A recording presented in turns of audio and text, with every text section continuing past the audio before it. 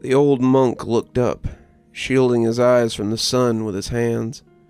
The clouds looked strange, black and thick, curling like smoke above where he now sat on top of the mountain. "So it has started," he said. I heard him from farther down the trail, carrying a pail of water for us to drink. Back then, as a 7-year-old boy, I lived in the nearby village.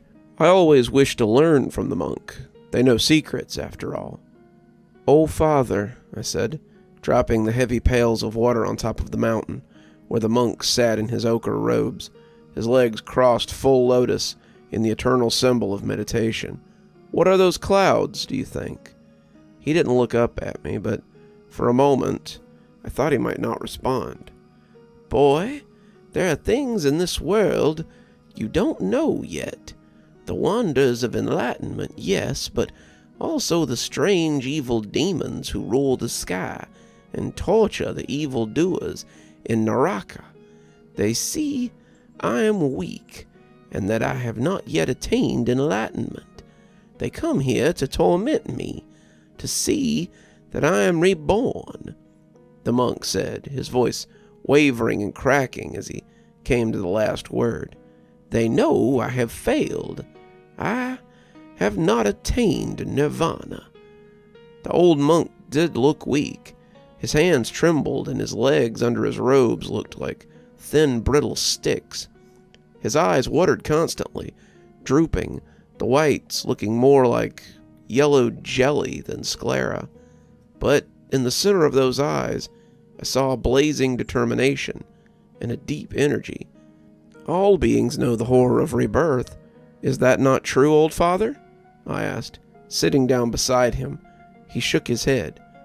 "I will not," he said bluntly, his voice gaining strength and volume. "I will not be reborn.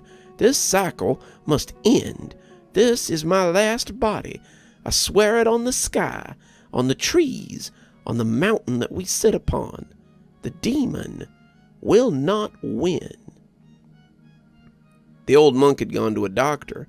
The doctor had looked at him, his sickly and jaundiced appearance, and had immediately begun running tests. "You have terminal liver cancer," the doctor said. "I'm sorry, but you will not live out the month. It has progressed too far." "So it has. So it has. All things must arise and pass away." "I can write you a prescription for," the doctor began, but the monk waved him off. "No medicine. Thank you for telling me this great secret, doctor. The secret of my death. Now I have time." After speaking these cryptic words, he got up and calmly walked out of the office, heading towards the deep forest and high mountains of his country from which he knew he would never return. The monk had told me this as we walked up the mountain to the final place of meditation. I'd cried, tears streaming down my cheeks. But who will teach the townspeople? Who will perform acts of compassion and spread wisdom when you are gone? We have no one else, old father. You're the last." The monk walked in silence for a moment, thinking deeply under the bright light of the sun. "You will, perhaps. We have always passed on wisdom from big hand to small, from old to young. Someone will come, I believe. People who want to obtain the highest wisdom are rare, yet they exist, even in a world so far gone." Strange sounds came from the sides of the trail. It didn't sound like animals, but rather like high-pitched screaming and laughter. I could catch glimpses of black, hateful eyes in the brush, but when I turned to look, they had already gone. "Do you see?" I whispered. The monk nodded slowly, not a trace of fear in his voice. "They are not here for you. They are here for me." "But why?" "They're demons, my son. Their joy comes from death, from pain and loss. And the greatest loss is the loss of enlightenment, of wisdom, of peace. They know this. Their instincts tell them, just like the cheetah knows which of the antelope is slow and hurt before the hunt even begins. They will not trouble you, but if you wish to turn and go, I will not hold it against you. This is my journey, not yours. I will stay by your side until the end, I said, smiling up at him. He looked sad, but he still stood up straight and proud. Occasionally he would grab at his stomach and bend over, moaning. He would take a few deep breaths, and sweating and wavering slightly, he would return to the trail. But as I looked forward to where the trail ended, my breath caught in my throat. The sky had turned black over the peaks of the mountain. In the blackness, I thought I saw glimpses of eyes and a smile. Will they kill you, old father? I asked it in my most trembling voice. He walked on in silence for a long time, without answering. We made the top of the mountain. I had never been so high before, and the beauty of the view took my breath away for a moment. I stood there, staring out for hundreds of miles, seeing the rolling hills turned into flat plains and oceans. Towns shone on the land below us, looking dark and tiny, the people like ants. But the blackness of the clouds and the strange demonic noises from the forest ruined much of the beauty for me. Without ceremony, the monk put down his meditation pillow in the middle of a patch of soft grass. He looked down at it, then he looked over at me. I will not be rising again. You must return home alone after the end. I will. You've shown me fearlessness. I will be like you. I'm not afraid of death or demons, just like you. I can get home by myself. Your parents will worry, the monk said, but I shook my head. This is more important. I'll stay by your side until the end. You will not be alone. I'm never alone. I walk the path of the Buddha. He is here, by my side, on the trail and above, selfless and free as the wind. I'll follow him out at the end, I hope. We will go together without self. I didn't understand what he said, but I smiled all the same. Now I must sit and meditate. Time is short. Do what you will, my son. You were always a good boy, standing by my side, by the side of a man who is dying. The lightning and hail began within minutes of him sitting down to meditate. I tried to take refuge under the great canopies of the tree, but the monk got pelted with hail, great balls of ice that smashed and cracked against the ground. I saw some hit him on the head, causing streams of blood to run down his face and soak into his robes. Yet he never reacted, but breathed slowly in and slowly out, concentrating his mind on the final goal. As the storm worsened, lightning began to strike the top of the mountain. The blasts felt like bombs, and the trees split apart under the force of the explosion. But the monk did not react. I moved further into the woods, but not so far that I couldn't see the monk. I stood there, huddled and shaking, wondering why I'd come so far, and yet when I looked at the clear, calm face of the monk, my doubt disappeared. He's alone, dummy, I chided myself when the terror grew too great. Would you leave him to die? Stay with him until the end. Let him know that at least one person cares for his life. But the storm didn't end. It grew more intense, and from the darkness of the sky above, I saw many eyes looking down on the monk. They looked upon him with hatred and hunger, as if they wished to eat him alive.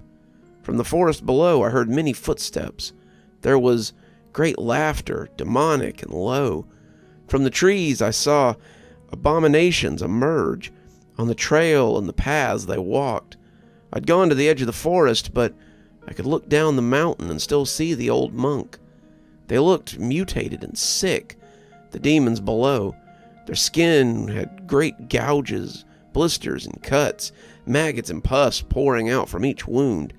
Some walked on 2 legs, others on 4, and they bit and clawed at each other as they walked, some snarling or shrieking, others laughing and chittering like hyenas on the prowl. The old monk by this point looked bloodied and hurt. The hail and the chunks of the trees from the lightning had hit his body over and over. From dozens of deep wounds, the blood trickled down his robes. But his head wasn't bowed, and he emanated peace. He's bloodied, but his head is unbowed, I said to myself, thinking. It seemed to have great relevance, but I couldn't understand why. As the demons approached, the lightning began to strike closer and closer to the monk. The ground shook with each blast, and I feared the mountain would fall apart under the strength of the crash. The first row of demons had seen the monk. The bloodlust and loathing had showed from their eyes, and it made me scared. When the wind blew, a smell filled the area, like burning sulfur mixed with the odors of decomposing bodies. I took a step back into the forest, trying to hide myself as best I could. But as they approached, the monk opened his eyes. Light seemed to stream from within him, great waves of it that came from those eyes. And for the first time in his life, he must have experienced the greatest bliss. His eyes widened, and eternity seemed to pour from deep within him. Those eyes never moved, but they seemed to see everything. A small smile forced across his lips.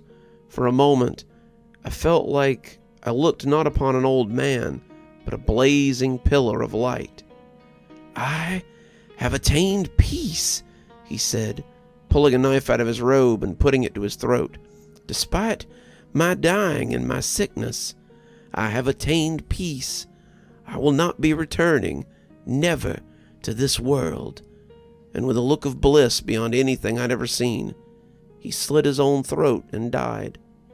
At the moment he died, the black clouds and thunder and demons receded, and I found myself standing under a bright summer sky, alone with the corpse of a man who would never return. You're still here. I thought you might be. Thanks for joining me for tonight's story.